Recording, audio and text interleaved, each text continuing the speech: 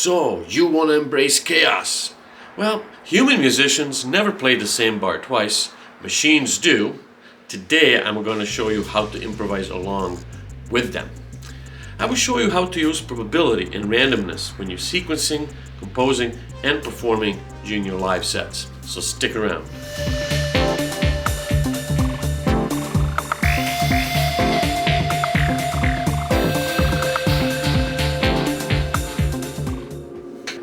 I'm Cephalus. Today I'm going to show you multiple hands-on technique how to use randomness and probability during your sequencing and performing. Now, often these are discussed together, but they're not quite the same. Probability usually refers to the likelihood that a certain step or a pitch is going to be played. So typically that involves randomizing gates, having some notes sound off some of the time and not the rest of the time, and regulating how often that occurs. Randomness is a broader concept and can apply on arrangement of pitches in time, on order of those pitches, and as well as order of those notes that themselves have probability. And I'm going to show you these multiple layers today. And as a matter of fact, you can randomize your performance itself by creating a bigger piece from which you pull during your performance. And you can randomize effects. So stick around and join me in exploring chaos in your sequencing and electronic music performance. See you on the other side.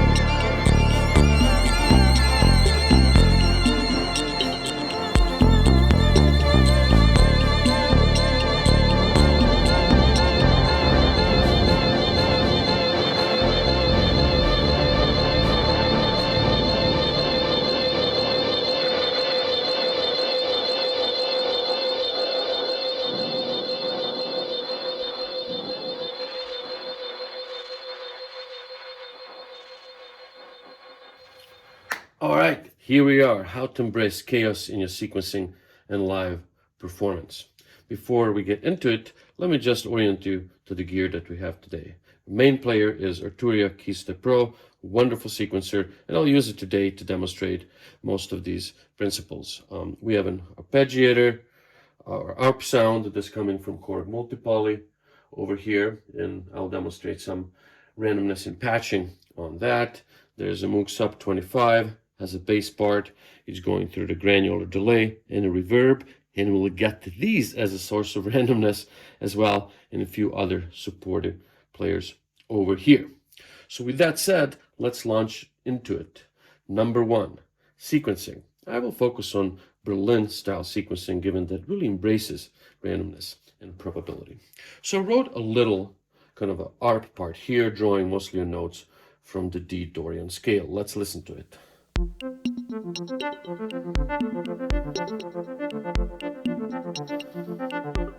You can already hear that not all these notes are being played. Right? There's a randomness setting here, and if it's all the way up here, that means note is sounding 100% of the time. Gate always opens. And if we reduce it, the probability that gate opens, namely that the note sound, reduces accordingly. Now the first note, which is an E here, you'll notice is at 100%. So that note always sounds. And one of the key principles when you use randomness is that you have to have some stability. So this note marks the beginning of the phrase, and it was important that it's always there. The second note is at 50%, right? So that note will sound off about half the time. The third note here is a little less than 100%. Then we have another 50%, 75%, and the final note of the phrase nearly at 100%, so that the turnaround can be consistently heard.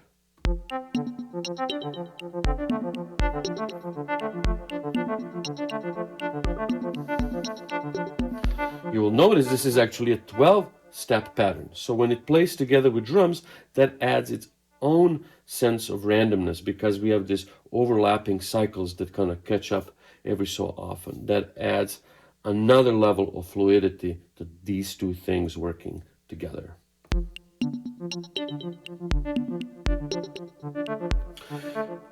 A similar approach I used on this bass part. So let's listen to the bass.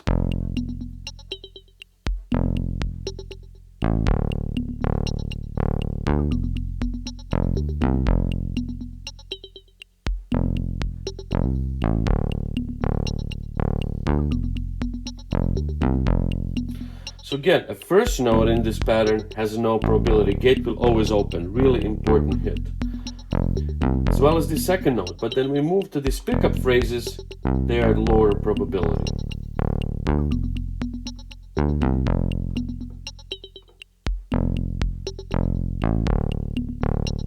So that's a similar principle. Now, this is controlling gates, probabilities of individual notes. We can go back to the ARP pattern. And if we play it, we can add randomness to the whole sequence. So on this particular sequencer, we can do that with the setting over here. So let's listen. We can add sort of additional interest and energy by going. Here we go.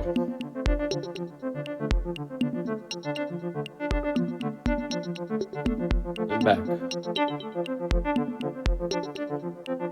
There's another setting for this walk on KeyStep Pro, where basically you can see it goes a random amount forward and then random amount backward, and it does itself that walk randomly. So depending on the sequence you have, you're going to have lots of options to explore. So setting different probabilities for individual steps is an important way to add variety and randomness, and especially when you start to combining two layers. So if we hear the ARP and the bass, let's see how that sounds.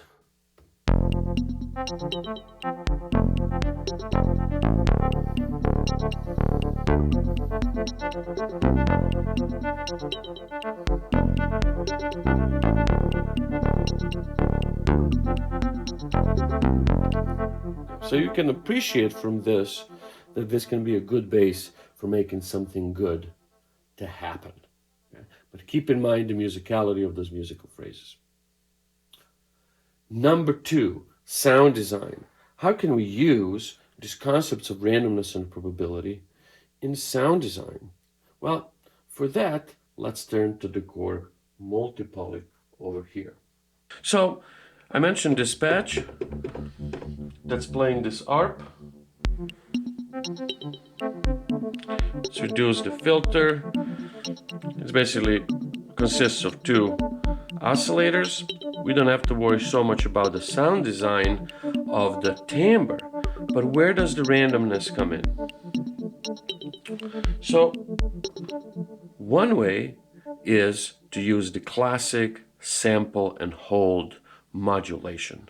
Sample and hold term comes from old school electronic gear, right? Where you'd sample a voltage and then you would hold it. Then you'd sample it at a certain rate, and each time that sample was random. The blips and bloops from classic sci-fi movies are exactly what that is about. In this particular case, I took a low frequency oscillator, an LFO, and I sent it to the filter of the oscillators.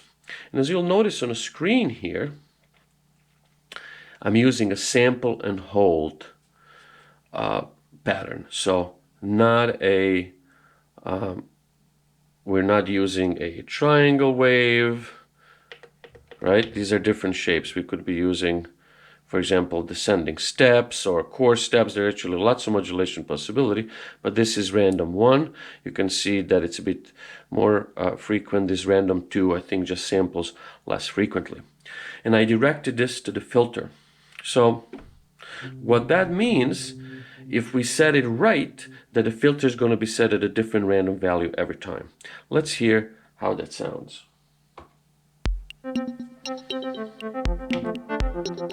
So right here I can increase the intensity of this modulation.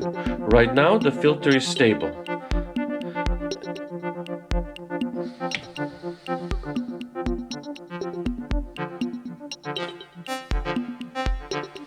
So you can hear these occasional bursts of open filter.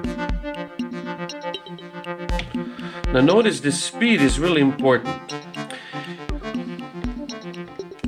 So if we reduce the frequency of the changes, we may not hear any randomness. Let's go down to once a second.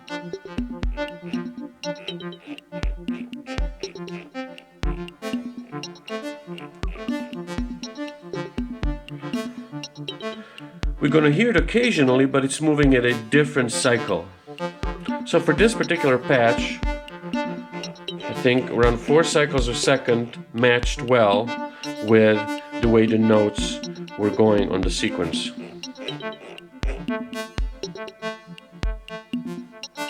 Because then you got those sequences of randomness that pop in and out occasionally. So that's again a great way to add excitement and variation, going from nothing here, and especially if the filter's closed, those will really pop. We close the filter completely and really increase the intensity here.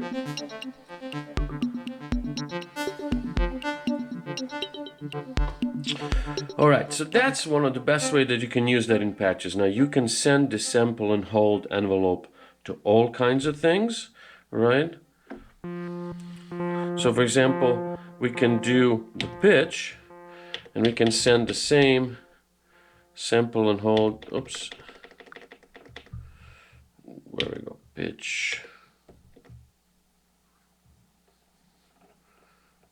So this is the same sample and hold envelope. We're gonna do about the same frequency, doesn't really matter. Now if we increase it, right? These are blips and bloops, right? Of different pitches. So this is great for effects, but modulating timbral components or a filter can take you much farther in using this musically, even though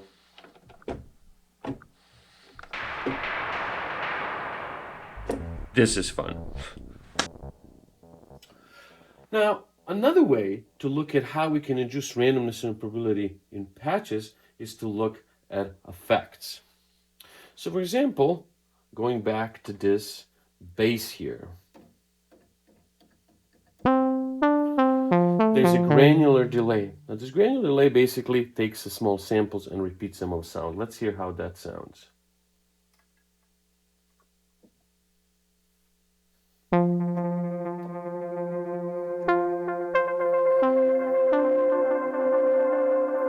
But there's a specific setting on this granular delay where these granules are randomly shifted octave or a couple octaves upward or downward, and that's the setting I used actually on this jam. So let's listen to that setting. That setting again introduces randomness both in the order in which the pitch is shifted an octave, as well as how much it is shifted, 1 octave, 2, or even 3 octaves.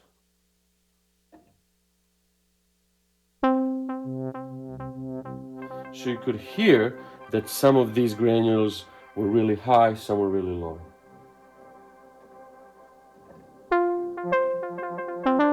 It creates a lovely soundscape. So it's another way to add randomness, but this randomness here is taking sort of a background role, but adding a lot of texture. As a matter of fact, this is also going through a reverb. Now, that reverb also has a modulation of the pitch, just to spice it up a little bit. All right, and finally, performance. There's also a way to use randomness in performance. So let's look at this stuff together.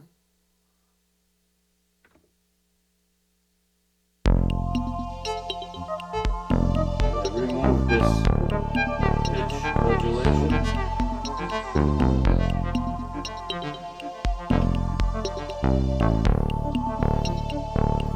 Now I have a melodic sequence here. Let's listen just to that. Kind of a main theme, a main melody.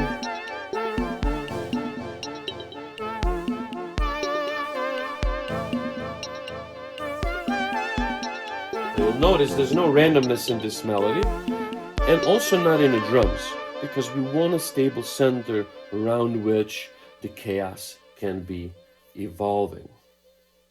So the way in live performance to end randomness is to sort of randomly pick and choose a part of a melodic phrase that you can bring in and out. So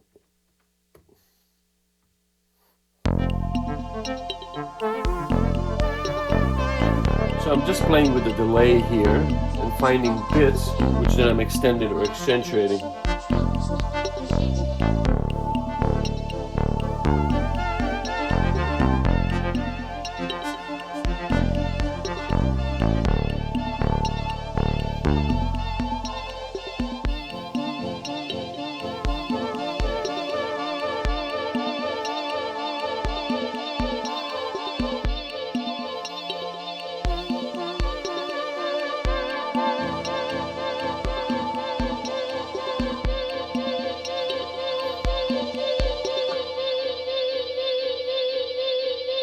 So I hope that you can see that randomly turning things on and off, or semi-randomly, can be really helpful in your sequencing and live performance.